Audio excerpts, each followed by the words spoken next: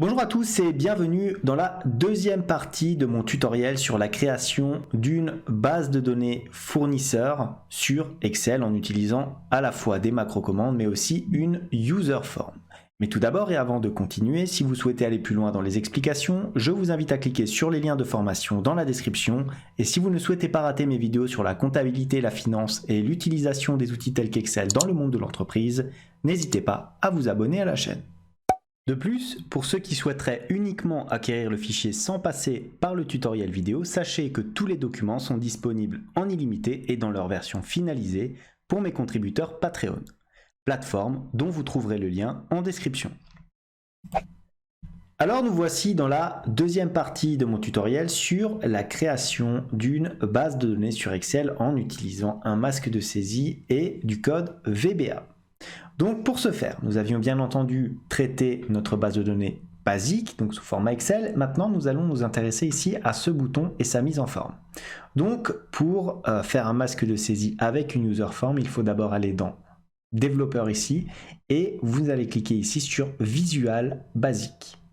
Alors qu'est-ce que vous avez? Vous avez votre panneau ici, Visual Basic, avec les différents éléments ici, la gestion de votre projet qui apparaît. Pour créer une user form, il faut d'abord l'insérer dans votre page. Donc pour ce faire, regardez ce que je vais faire. Je vais faire un clic droit ici. Je vais regarder dans Insertion et j'insère, c'est écrit dessus, une user form. Regardez, une nouvelle fenêtre apparaît ici. Alors je peux bien entendu, alors voilà, il y avait la boîte à outils. Hop, je vais la placer ici pour que vous puissiez bien voir les différents éléments. Donc ça, c'est ma user form. C'est ce qui va me servir à faire mon masque de saisie. Vous allez voir, c'est très simple. On va mettre tout ça selon la bonne forme. Donc voilà. Déjà, qu'est-ce que je peux dire sur ma user form? J'ai envie de faire apparaître cet élément avec un titre autre que user form 1. Donc pour ce faire, je fais un clic droit, je vais dans propriétés. Là, vous avez une nouvelle page qui apparaît et vous pouvez bien sûr modifier le nom. Attention, le nom se modifie, regardez, ici dans Caption. Donc on va mettre par exemple nouveau fournisseur. Voilà, donc vous voyez que ça apparaît ici dans la fenêtre. Attention, il ne faut pas l'écrire ici. Pour modifier le nom ici, il faut modifier là dans la case Caption. Une fois que vous avez fait ça, vous allez pouvoir intégrer l'ensemble des éléments qui vont vous servir à votre saisie. Donc pour ce faire, je ferme tout ça et je vais faire quoi? Je vais faire insérer, affichage plutôt, boîte à outils. Voilà, je fais apparaître ma boîte à outils et maintenant je vais mettre des étiquettes pour inscrire les intitulés de chacune de mes zones de saisie tout simplement. Donc pour ce faire, je vais ici regarder dans intitulé. Je vais sélectionner, alors je vais prendre une zone, prendre cette zone là, voilà comme ça, hop. Alors est-ce qu'on va un petit peu plus loin? Bon, on peut le faire comme ça, vous tracez votre zone, c'est de l'esthétique après, hein, bien entendu, vous faites comme vous le souhaitez. Voilà, donc on va mettre les différents éléments que nous avons sur notre masque de saisie. En commençant bien sûr par le nom du fournisseur. Pour modifier les éléments pareil, vous faites un clic droit sur votre forme et regardez, vous avez ici toute la palette des différentes choses à modifier qui apparaît. Donc nous, qu'est-ce qu'on va faire? On va modifier déjà... Alors ici, regardez, la police, on va agrandir un petit peu tout ça, et on va mettre une police un petit peu plus grande.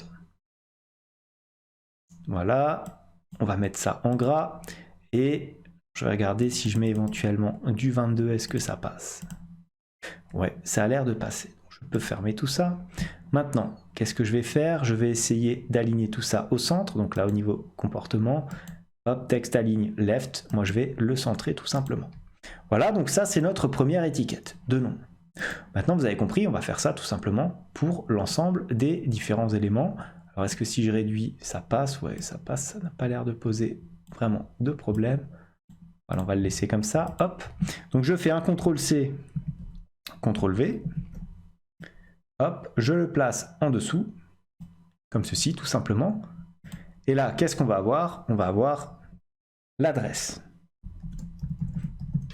Comme ça, voilà. Vous avez compris, hein, les manips qu'on va faire.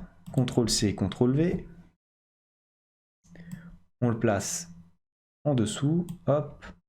Est-ce que je suis bien aligné? Oui. On va avoir ensuite la ville. Voilà, alors il me semble qu'il y a encore 3 éléments. Regardez, je peux copier. Hein.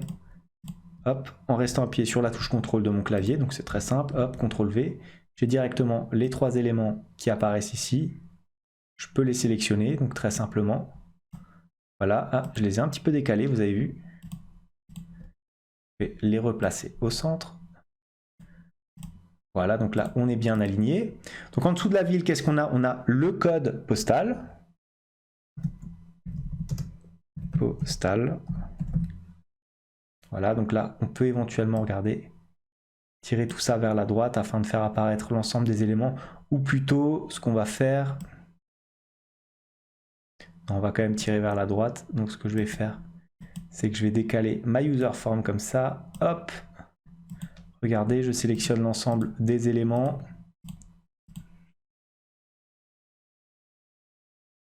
Je les fais aller un petit peu comme ça. Voilà.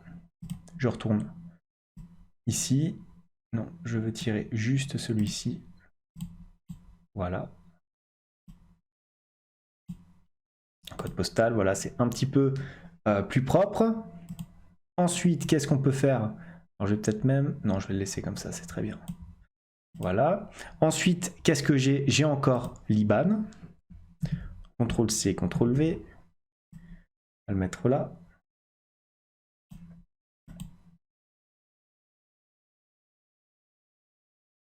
On l'appelle IBAN. Je vais même le mettre en majuscule. Voilà. Comme ça.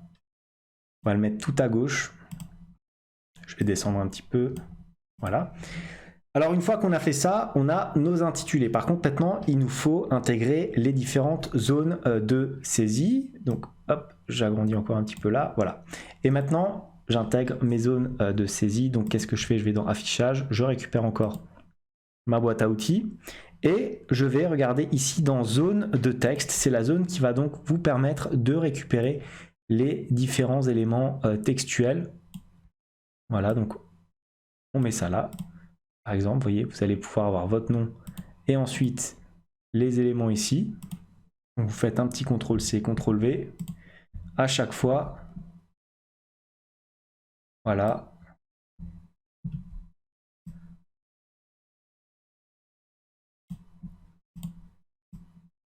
On va peut-être le remonter un petit peu. Voilà, bon, vous essayez de faire un petit peu de l'artistique, hein, disons. Voilà. Pareil pour l'adresse, on la met là. On est très bien. La ville, pareil, on la met un petit peu en dessous. Voilà. Hop, pour l'IBAN, pareil, on le place ici. Par contre, on rajoute, hein, bien entendu, un petit peu plus de place comme c'est un numéro assez long. On diminue peut-être même ici, voilà, pour augmenter ici. C'est très bien. Voilà, donc une fois qu'on a toutes ces zones-là, regardez, je peux même éventuellement encore agrandir. Qu'est-ce que je vais faire? Je vais rajouter encore un dernier bouton qui va correspondre à mon bouton de validation, tout simplement. Donc là, je dessine mon bouton, pareil, hein, en sélectionnant dans ma boîte à outils, commande bouton. Donc là, qu'est-ce que je vais faire? Je vais l'appeler enregistrer. Voilà, tout simplement. Et je vais aller dans propriétés. Voilà, donc la couleur du bouton, ça sera quoi? Ça sera back color ici. Je propose de mettre du vert, tout simplement, hein, parce que c'est un bouton de validation. Ensuite, pour la police, alors on va ici, voilà, dans font. On clique sur le petit carré, on met tout ça en gras. Alors je vais mettre, parce que si je mets de la police 16, ça fonctionne. Ouais, on peut le laisser comme ça, c'est très bien. Voilà, donc là on a tous nos éléments. Maintenant, qu'est-ce que je vais faire? Je vais mettre un autre nom ici à mes text box. Donc pour ce faire, je vais aller dans propriétés comme ceci.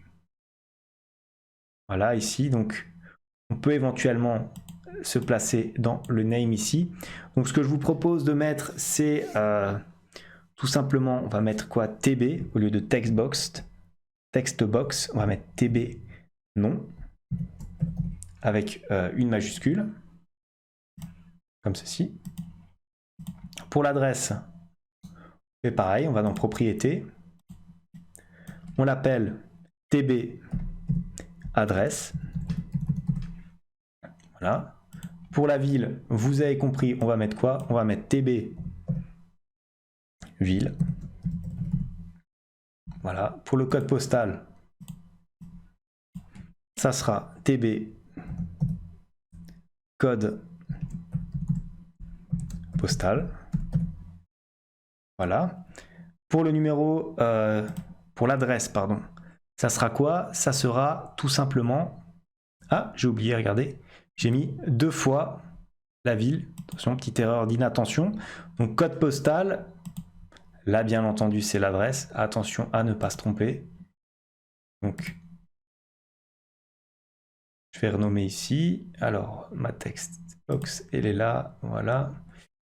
Je vais mettre le nom qu'il faut. Dans caption ici, voilà. C'est pas adresse, hein, bien entendu, c'est téléphone. Voilà. Et ici, on aura quoi? Alors regardez, hein, je tire aussi mes éléments ici. Et là, ça sera pas ville, hein, bien entendu, ça sera email. Voilà, je suis allé un petit peu vite, mais c'est pas grave. Hop, donc on était ici, TB ville, TB code postal. Maintenant, on est sur TB